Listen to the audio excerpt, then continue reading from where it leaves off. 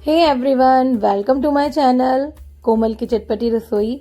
तो मैं आपके साथ आज शेयर कर रही हूँ जन्माष्टमी व्लॉग कि हमने अपनी जन्माष्टमी किस तरह सेलिब्रेट करी। मैंने आज पहना था जन्माष्टमी पे येलो कलर की साड़ी और अपने मंदिर को हमने बलून से सजाया था इस तरह से, क्योंकि कान्हा जी का बर्थडे होता है आज। हम अपने बच्चों के बर्थडे पे तो सजाते ही हैं बलून से, तो मैंने सोचा अपने मंदिर को भी मैं बलून से सजा लेती हूँ। मेरी सासू माँ मुझे यहाँ गुब्बारे फुला फुला के दे रही हैं, मेरे बेटे ने भी फुलाए थे और मैं इस तरह से उसको चिपका रही हूँ अपने वॉल पर, क्योंकि मेरा फास्ट था इसलिए मैंने नहीं फुलाए थे। डेकोरेशन करने के बाद मैं यहाँ पे अपने लड्डू गोपाल को स्नान कराने की तैयारी कर रही हूँ। पंचामृत से स्नान कराएंगे हम अपने लड्डू गोपाल को। बस इस तरह से मैंने उनके वस्त्र निकाल दिए हैं। अब उनका पंचामृत स्नान शुरू करते हैं हम। पहले मैं यहाँ उन्हें दही से स्नान करा रही हूँ इस तरह से, फिर हम बूरा से स्नान कराएंगे, फिर शहद से करा रही हूँ मैं। उसके बाद मैंने घी से स्नान कराया है।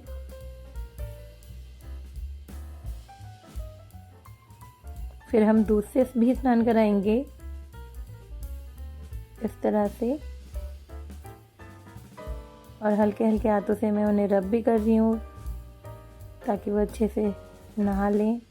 रगड़ दो अपने लड्डू गोपाल को अच्छे से, जैसे हम अपने बच्चों को नहलाते हैं इसी तरह से हम उन्हें नहला रहे हैं। देखिए, अब मेरी सासू माँ भी उन्हें स्नान करा रही हैं। अब हम उन्हें गंगा जल से स्नान कराएंगे इस तरह से। मम्मी और मैंने उनको स्नान करा दिया। स्नान कराने के बाद मैंने उनको बना दिया उनका छोटा सा निक्कर। कितना सुंदर लग रहा है ना, कितना क्यूट था। और आज मैं उन्हें पहनाऊंगी पिंक कलर की ड्रेस। वैसे लड्डू गोपाल कुछ भी पहना लो सब में ही बहुत सुंदर लगते हैं।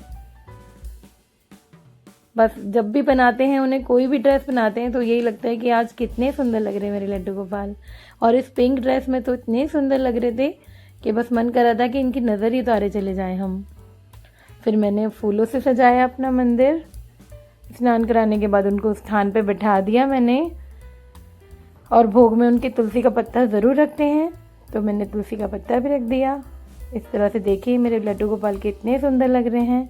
फिर हमने उनका स्नान करने के बाद भजन किया, पूजन किया, आरती करी। फिर मैंने देखा मौसम एकदम से चेंज हो गया, एकदम बारिश का मौसम हो गया था। उधर मैंने अपने गैलरी में से झाँक कर देखा तो लेडीज़ अपने लड्डू गोपाल को ले जा रही थी, उनको भजन कराने ले जाती हैं हमारे यहाँ पे। इस तरह से घरों में जाके लड्डू गोपाल को उस तरह से भजन कीर्तन करती हैं। बहुत अच्छा लगता है। हमारे बराबर वाले वहाँ पे सामने पड़ोस में लेके आई थी तो वो लेके जा रही थी लड्डू गोपाल, तो मैंने उनकी भी बना ली, उनके भी दर्शन कर लिए।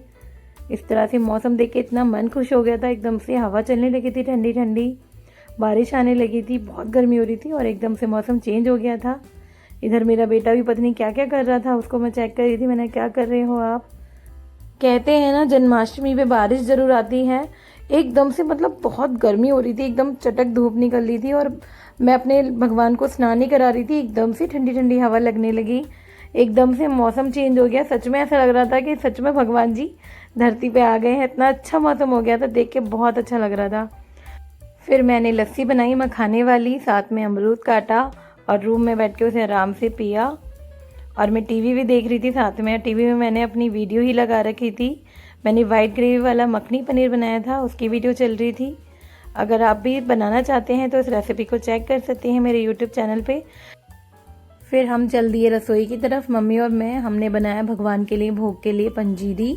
इस तरह से हमने घी में सारी मेवाओं को तल लिया था, भून लिया था। यहाँ पे खसखस मम्मी हल्का सा रोस्ट कर रही हैं और तली हुई मेवाओं को ना मैं हल्का सा मिक्सी में पीस रही हूँ। हल्का सा मतलब कोर्सली पीसना है, बस दरदरा सा, बिल्कुल बारीक नहीं पेस्ट करना था। मैंने बस एक एक चक्कर घुमाया था इन सारी मेवाओं को घी में तलने के बाद, देसी घी में। इस तरह से बस एक एक राउंड ही चला रही थी मैं, ज़्यादा नहीं पीस रहे थे, बिल्कुल दरदरा, जैसे कोर्सली होता है ना, दरदरा दरदरा सा बना रही थी मैं इस तरह से। अभी मुझे कसर लग रही थी तो मैंने दोबारा हल्का सा पीसा।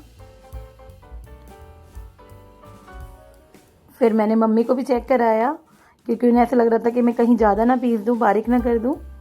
बस इस तरह से हम बातें करते हुए अपना पंजीरी का प्रसाद भी बना रहे थे। बस सारी मेवाओं को हमने अच्छे से कोर्सली पीस लिया था, मतलब हल्का दरदरा, और फिर सबको अलग अलग पीसा था हमने। फिर हम सबको एक साथ मिक्स कर रहे हैं।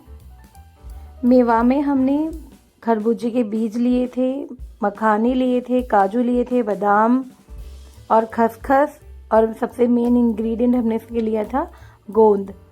और सबको हमने अलग अलग देसी घी में फ्राई कर लिया था और फिर अलग अलग ही हमने हल्का सा उन्हें दरदरा पीस लिया था।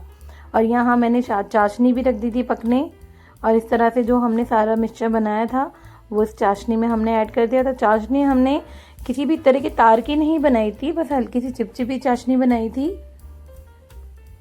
और उन सब मिश्रण को हमने मिक्स कर दिया था चाशनी में, और इसमें हमने थोड़ा सा मावा भी ऐड किया था, खोया, और उसको हमने 4 से 5 मिनट इसी तरह लो फ्लेम पर पकाया था। इस तरह पंजीरी बनाने से पंजीरी बहुत टेस्टी और एकदम सॉफ्ट बनती है। अगर आपको इसकी फुल रेसिपी का वीडियो चाहिए तो मुझे कमेंट सेक्शन में ज़रूर बताना, मैं आपके साथ ज़रूर शेयर करूँगी। बस इस तरह से हमने जल्दी से उसे फटाफट से 5-10 मिनट उसे हमने लो फ्लेम पे पकाया था, भुना था बहुत अच्छे से, और फिर हमने उसे अपनी थाली में ट्रांसफ़र कर दिया था। थाली में हमने देसी घी लगा दिया था, और फिर हमने गरम गरम पे ही उस पर कटी हुई मेवा इस तरह से मैंने डाल दी। गरम गरम पे ही थोड़ी सी मेवा हमने रोक ली थी, भुनी हुई, जो हमने देसी घी में फ्राई करी थी, उस तरह से हमने उसको काट लिया था। इसमें काजू, बादाम, पिस्ता, खरबूजे के भी सब थे, और इस तरह से हमने उसे गरम गरम पे ही डाल दिया था। और मैंने स्पैचुला से इस तरह से उसे डैब डैब कर दिया ताकि अच्छे से इसमें ही हमारे जम जाए, सारी मेवा उस पर चिपक जाए। और 5-10 मिनट बाद हल्की सी जब ये सेट हो गई थी तो मैंने इसको इस तरह से नाइफ से कट कर दिया था ताकि इसके पीस इक्वली निकलें। ये बहुत टेस्टी बनी थी। ये प्रसाद हमने बनाया था लड्डू गोपाल के लिए, भोग लगाने के लिए। आप इस तरह से ज़रूर ट्राई करें दोस्तों, बहुत टेस्टी बनी थी ये पंजीरी, और दिखने में भी बहुत सुंदर लग रही थी और खाने में तो अलग ही लेवल की टेस्टी थी ये। फिर मैंने पंजीरी बना दी के हमने रख दी थी। फिर हमने शाम की मैंने जोत बत्ती करी, इस तरह से भगवान के पूजन किया, शाम का आरती करी मैंने लड्डू गोपाल की, सब भगवान की। फिर मैं छत पे भी गई तुलसी माता पे दिया जलाने, शाम का समय था तो तुलसी माता पे भी हमें दिया जलाना होता है। हमारी तुलसी जी छत पे रखी हुई हैं। इस तरह अंधेरा हो रहा था वहाँ पर। फिर मैंने वहाँ पे तुलसी जी की आरती करी, पूजा करी। हमने बेलपत्री का भी पेड़ हमने तुलसी जी के साथ ही रखा हुआ है। फिर पूजा करने के बाद मैं नीचे आई, सबके लिए मैंने खाना बनाया। फिर अपने भोग का भी खाना बनाया अपने लड्डू गोपाल के लिए। यहाँ पर माखन मिश्री का और पंजीरी का भोग लगाया, और साथ में मैंने बनाए थे कोटू काटे की पकौड़ी और साबूदाने की खिचड़ी और साथ में दही, और सब में मैंने तुलसी का पत्ता भी रखा था। इस तरह हमने अपनी जन्माष्टमी सेलिब्रेट करी। फिर मिलते हैं नेक्स्ट वीडियो के साथ, तब तक मेरे चैनल को सब्सक्राइब करें, फॉलो करें। हर हर महादेव।